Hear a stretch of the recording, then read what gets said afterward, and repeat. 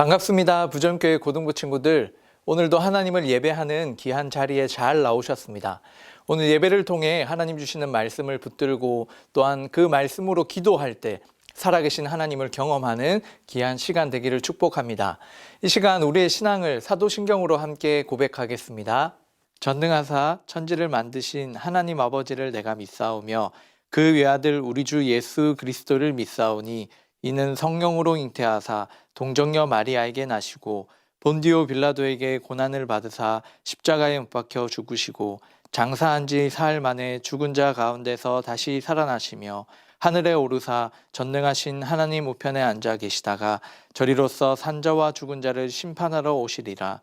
성령을 믿사오며 거룩한 공예와 성도가 서로 교통하는 것과 죄를 사하여 주시는 것과 몸이 다시 사는 것과 영원히 사는 것을 믿사옵나이다. 아멘.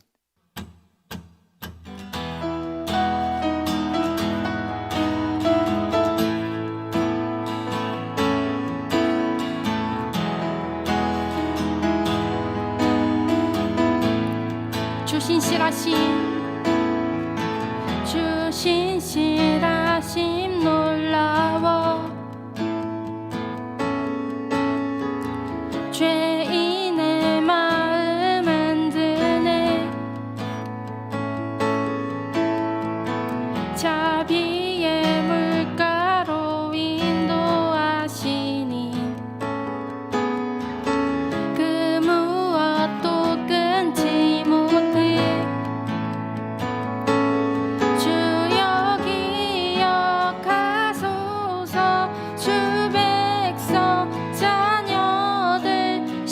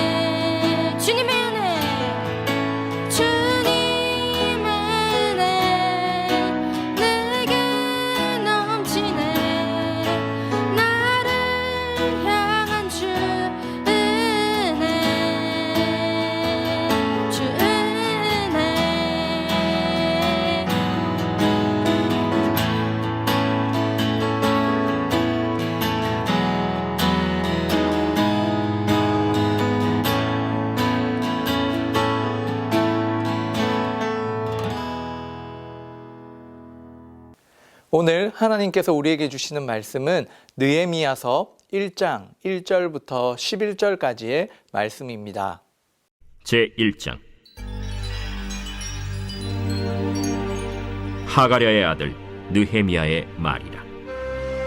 아닥사스다 왕 제20년 기슬르월에 내가 수산궁에 있는데 내 형제들 가운데 하나인 하나니가 두어 사람과 함께 유다에서 내게 이르렀기로 내가 그 사로잡힘을 면하고 남아있는 유다와 예루살렘 사람들의 형편을 물은즉 그들이 내게 이르되 사로잡힘을 면하고 남아있는 자들이 그 지방 거기에서 큰 환난을 당하고 능욕을 받으며 예루살렘 성은 허물어지고 성문들은 불탔다 하는지라.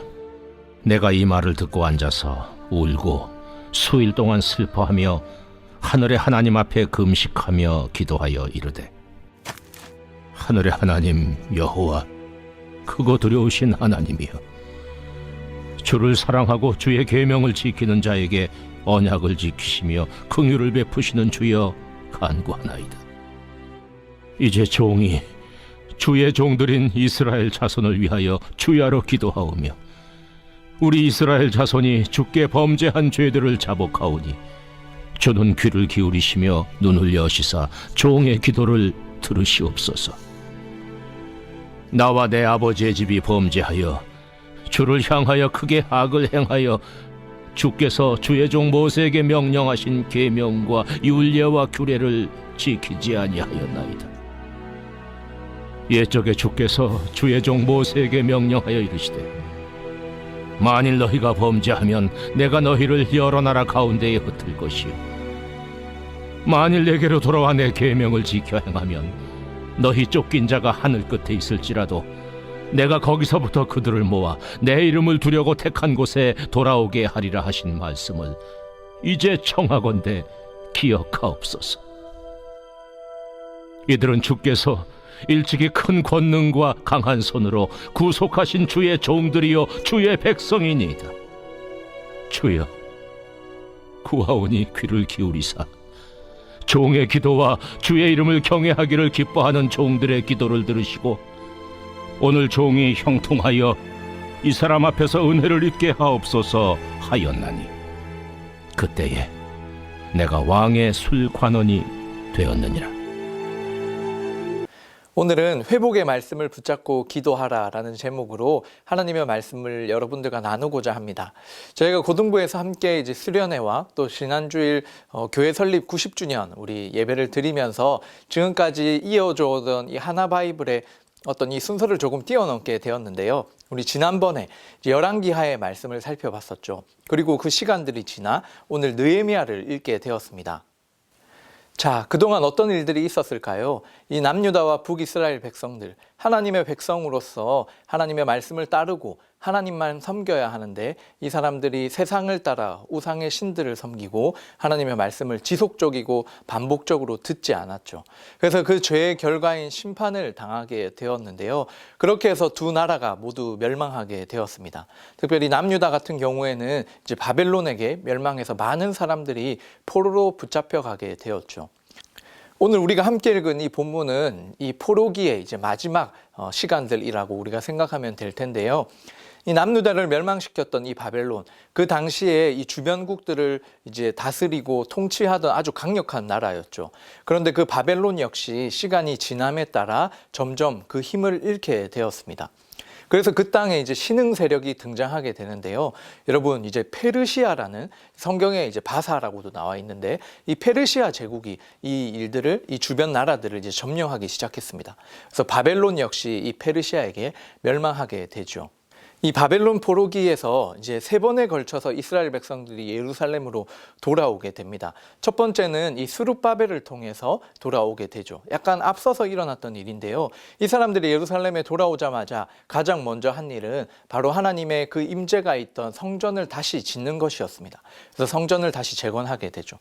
그리고 60년이 지나고 나서 이제 에스라가 이스라엘 예루살렘으로 돌아오게 됩니다. 이 모든 사람이 포로로 끌려간 것이 아니었기 때문에 이렇게 이렇게 먼저 돌아왔던 사람들, 또 남아있던 사람들의 상황들을 보니까 이 사람들이 하나님의 말씀을 듣지 못하고 또 모든 영적인 상황들이 무너져 있는 것을 에스라가 알게 되었습니다. 그래서 에스라가 한 것이 무엇이냐면 바로 말씀을 통해서 이 영적 부흥 운동을 시작하죠. 그들을 일깨우려고 하는 것입니다. 그리고 에스라가 또 성벽을, 이제 성전은 지어져 있는데 이스라엘 백성들이 이제 보호받을 수 있는 그 성벽을 좀 재건하고자 했죠. 근데 주변의 여러 세력들로 말미암아 그것에 실패하고 맙니다. 그리고 그 이후에 이제 3차에 걸친 마지막 세 번째 귀환이 일어나게 되는데요. 그것을 주도했던 사람이 바로 오늘 등장하는 느헤미야이죠. 이 느헤미야는 어떠한 선지자나 제사장이 아닙니다. 그럼에도 불구하고 정말 하나님의 마음을 가지고 이 땅에 돌아와서 놀라운 일들을, 또 회복의 일들을 하게 되는데요. 이 느헤미야서를 통해서 가장 중심이 되는 핵심 이야기가 바로 성벽을 재건하는 일입니다. 그래서 그 시작에 그 내용의 시작이 바로 오늘 1장이 되겠죠. 자, 이 회복의 시작 어떻게 시작될까요? 오늘 1장 1절의 말씀, 하갈의 아들 느헤미야의 말이라. 아닥사스다 왕 제20년 기슬르월에 내가 수산궁에 있는데, 이렇게 시작됩니다. 자, 지금 느헤미야가 있는 곳이 어디입니까? 바로 수산궁인데요. 여러분, 수산궁이라고 해서 막 바다 근처에 있는 수산물이 엄청 많은 궁전이 아니라 페르시아의 수도입니다. 이 페르시아의 힘이 아주 컸다라고 앞서서 말씀드렸는데요. 바벨론을 이기고 여러분들이 지도로 보고 있는 것처럼 주변에 엄청난 이 영토들을 가지고 있던 나라가 바로 페르시아였습니다. 그리고 이 느헤미야는 페르시아의 바로 술 맡은 관원장이었는데요. 이 당시에 술 맡은 관원장, 우리 지금 눈으로 생각해 보면 뭐 이렇게 대단한 직책이 아니라고 생각할 수도 있겠지만, 사실 여러분 지금 그 기미상궁처럼 이제 임금이 밥을 먹기 전에, 또 음식을 먹기 전에 이제 이것을 맛을 보는 사람이었습니다. 이 아닥사스다 왕의 이 아버지가 바로 이 신하에게 그 이제 궁전 안에서 이제 죽임을 당했기 때문에 아주 먹거나 마시는 것에 있어서 아주 철저하게 이제 관리를 했을 텐데요. 그것을 믿고 맡길 만큼의 아주 이제 신뢰를 받는 사람, 또 큰 권력을 가지고 있는 사람이 바로 느헤미야였습니다. 느헤미야는 사실 페르시아 사람이 아니라 유대인인데 그곳 가운데 그런 역할을 할 수 있었다는 것 자체가 참 놀랍고 또 엄청 능력이 크다라는 걸 우리가 유추해 볼 수 있죠. 그렇게 느헤미야가 그 수산궁 안에 잘 지내고 있었는데, 하루는 자신의 형제 중에 한 사람인 이 하나니가 예루살렘에 갔다 온 이야기를 듣게 됩니다. 그래서 느헤미야가 어떠한 상황인지를 묻게 되죠. 그래서 2절과 3절에 보니까 이걸 설명해 주고 있는데요. 3절에 보시면 그들이 이제 느헤미야에게 말해주는 것입니다. 남아있는 자들이 그 지방 거기에 큰 환란을 당하고 능욕을 받으며 예루살렘 성은 허물어지고 성문들은 불탔다라고 그 예루살렘의 상황을 지금 느헤미야에게 전해주고 있는 것입니다. 예루살렘에 남아있는 사람들이 분명히 있었는데 성벽이 없다 보니까 주변으로부터의 모든 침략과 또 환란과 능욕을 당하고 있다라는 소식을 지금 느헤미야가 듣게 된 것이죠. 자, 이 소식을 들은 느헤미야의 첫 번째 반응은 앉아서 울고 또 수일 동안 슬퍼했다라는 것입니다. 사실 느헤미야가 지금 먼 이방 땅에서 자신의 위치만 놓고 보면 얼마든지 자신은 걱정하지 않고 평생을 살 수 있고 또 많은 것들을 누리고 있었을 것입니다. 그리고 고향 땅에 그런 소식을 듣고 뭐 어느 정도, 하루 정도는 이렇게 슬퍼하고 또 마음을 무겁게 여길 수 있겠지만, 지금 느헤미야는 며칠 동안이나 그 사실을 듣고 슬퍼하고 있죠. 우리는 이 느헤미야의 모습을 통해서 이 나라를 생각하는, 특별히 이 하나님의 나라를 생각하는 자신의 그 마음을 발견할 수 있습니다. 자신의 출세와 이 모든 권력이 자신을 위함이 아니라 바로 하나님으로부터 그 하나님 나라를 생각할 때 느껴져 오는 그 아픈 마음, 그 하나님의 마음을 느헤미야가 가지고 있었다라는 것이죠. 여러분들도 이 땅을 살아가면서 이 세상의 다양한 소식들을 듣습니다. 또한 우리나라 가운데 일어나는 많은 일들, 또 우리 가정과 우리 주변에 일어나는 많은 이야기들을 들을 텐데요. 우리는 어떠한 마음으로 그 소식들을 듣고 있나요?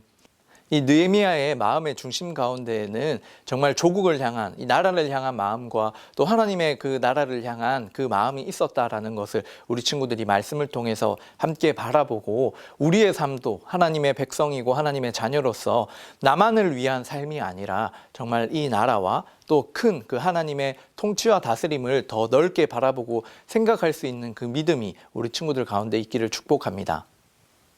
자, 이렇게 며칠 동안이나 울며 슬퍼하던 이 느헤미야는 이제 하나님 앞에 나오게 되는데요. 우리 아까 이 4절의 말씀 하반절을 보면 하늘의 하나님 앞에 금식하며 기도했다라고 말씀합니다. 하나님의 백성들인 이 유다 민족과 또 포로로 살아가고 있는 이 현실들, 또 남아있는 그 예루살렘의 백성들의 그 처참한 삶을 정말 하나님 앞에서 슬퍼하며 하나님께 도움을 구하는 그 기도를 드리고 있는 것이죠. 그래서 저희가 함께 이 기도의 내용을 오늘 5절부터 10절까지의 말씀인데요. 느헤미야의 기도 안에서 세 가지를 한번 생각해 보려고 합니다. 첫 번째는 이 하나님을 부르는 기도로부터 시작합니다. 우리가 주기도문을 통해서 배우게 된 것처럼 마찬가지로 이 느헤미야도 정말 자기가 기도하고 있는 대상이 그 하나님이 누구인지를 분명하게 알고 기도하고 있는데요. 그 내용을 5절에 잠깐 보시면 하늘의 하나님 여호와는 크고 두려우신 하나님이라고 말씀합니다. 그리고 주를 사랑하고 주의 계명을 지키는 자에게는 언약과 긍휼을 베푸시는 주님이라고 고백하고 있죠. 하나님께 기도할 때 하나님이 어떠한 분이신지를 느헤미야는 알고 기도합니다. 하늘의 하나님, 이 뜻이 여러분 무엇이라고 우리 배웠죠? 이 하늘은 단순히 물리적인 하늘에 계신 하나님이 아니라 정말 이 모든 것들을 창조하시고 다스리시는 전능하신 하나님임을 우리가 배웠죠. 그래서 전능하고 크고 놀라우신 그 하나님이라는 것을 먼저 고백합니다. 그리고 이 느헤미야의 두 번째 기도의 내용 가운데 담겨 있는 것은 바로 회개 기도입니다. 느헤미야는 얼마든지 자신들이 처한 이 모든 환경이 자신들의 탓이 아니라 자신들의 조상들로부터 이 일들이 시작된 것이라고 핑계를 댈 수도 있었을 것입니다. 자신들의 조상이 하나님의 말씀을 따르지 않고 듣지 않아서 이런 심판과 포로의 삶들, 또 페르시아로부터의 그런 어려움을 겪고 있다라고 얼마든지 하나님 앞에 말할 수 있었겠죠. 그런데 이 느헤미야는 그렇게 기도하지 않습니다. 6절을 보시면요. 특별히 6절 하반절을 보시면 바로 이 종의 기도를 들으시옵소서라고 하면서 나와 내 아버지의 집이 범죄하였다라고 말하고 있죠. 조상들의 죄 때문이 아니라 바로 나의 죄로 함께 그것을 여기고 하나님께 기도하고 있는 것입니다. 주변에서 일어나고 있는 모든 일들이 어떤 상황의 탓이 아니라 우리 조상들의 탓이 아니라 바로 나의 죄, 우리 모두의 죄라고 이렇게 끌어안고 기도하는 이 모습이 회복을 위한 참된 기도의 모습입니다. 그리고 이 느헤미야의 기도에 있어서 가장 중요한 이 마지막 내용은 바로 말씀을 붙들고 기도했다라는 것입니다. 하나님 앞에 이 9절 마지막을 보면 기억해 달라는 기도를 하고 있는데요. 이 기억해 달라는 표현을 느헤미야에 총 9번을 사용합니다. 그 중에 7번이 기억해 달라는 이 명령형으로서 이걸 쓰고 있는데 자신의 말을 기억해 달라는 것이 아니라 바로 하나님께서 우리에게 말씀하시고 약속하신 그 말씀을 기억해 달라는 표현입니다. 그래서 8절과 9절에 보시면 느헤미야가 하나님의 말씀을 가지고 이렇게 기도하죠. 모세에게 주신 명령인데요. 이르시되 만일 너희가 범죄하면 내가 너희를 여러 나라 가운데 흩을 것이요. 정말 그 일들이 일어났죠. 그리고 만일 내게로 돌아와 내 계명을 지켜 행하면 너희가 쫓긴 자가 하늘 끝에 있을지라도 내가 거기서부터 그들을 모아 내 이름을 두려고 택한 곳에 돌아오게 하리라 하신 말씀을 이제 청하건대 기억하옵소서. 이 느헤미야는 하나님께서 자신들의 조상들에게 말씀하셨던 그 약속의 내용을 붙들고 그것을 기억해달라는 기도를 드리고 있습니다. 이 내용은 바로 신명기에 등장하는데요. 신명기 30장 1절부터 5절까지 보면 그 내용들이 담겨 있어요. 그래서 여러분이 화면을 통해서 신명기에 하나님께서 약속하신 말씀과 지금 느헤미야가 드리고 있는 기도를 대조시켜 놨는데요. 그 내용이 이 하나님께서 하신 말씀대로 지금 느헤미야가 기도하고 있는 것을 여러분들 확인하실 수 있습니다. 신명기 30장 3절과 4절의 말씀을 보시면 세번역 성경인데요. 그러면 주 당신들의 하나님이 마음을 돌이키시고 당신들을 불쌍히 여기셔서 포로 생활에서 돌아오게 하여 주실 것입니다. 그리고 주 당신들의 하나님이 당신들을 그 여러 민족 가운데로 흩어진 데로부터 다시 모으실 것입니다. 또 쫓겨난 당신들이 하늘 끝에 가 있을지라도 주 당신들의 하나님은 거기에서도 당신들을 모아서 데려오실 것입니다. 하나님께서 약속하셨기 때문이죠. 너희들이 하나님께 돌이키기만 하면, 그 마음을 주님께로 돌이키기만 하면 흩어져 있을지라도 다시 모으실 것이라는 이 하나님의 말씀을 느헤미야는 기억하고 있기 때문에 그 말씀으로서 주님 앞에 기도하고 있는 것입니다. 그 하나님께서 약속하신 그 하나님의 말씀을 기억해 달라고 기도하는 것이죠. 이와 같이 하나님께서 말씀하신 대로 기도하는 것은 정말 능력이 있습니다. 혹시 저와 여러분들의 그 기도의 제목, 하나님께 기도를 드릴 때 여러분들 어떠한 기도를 드리고 있습니까? 우리가 주기도문을 통해서 그 말씀을 기억하고 말씀대로 기도하고 있나요? 너무나 잘하고 있습니다. 그런데 우리의 기도 가운데 하나님께서 그 모든 기도를 다 들으시지만 정말 하나님의 이 약속의 말씀을 우리가 읽고 우리 안에 있는 말씀으로서 하나님께 기도하면 그 기도의 응답이 더욱 선명하고 분명히 드러날 것입니다. 그런 말씀이 없다면 먼저 하나님의 말씀을 읽어야 하겠죠. 저희가 통독의 시간들을 통해서 매일매일 말씀을 가까이 하는 일들을 하고 있는데요. 기도하면서 그 말씀을 읽어갈 때 분명히 우리가 말씀을 붙들고 기도할 수 있는 그 말씀의 은혜, 또 기도의 은혜를 하나님께서 주실 것입니다. 이 시간들을 통해서 하나님의 말씀 앞에, 기도의 자리 앞에 서기를 결단하는 우리 고등부 친구들 되기를 축복합니다.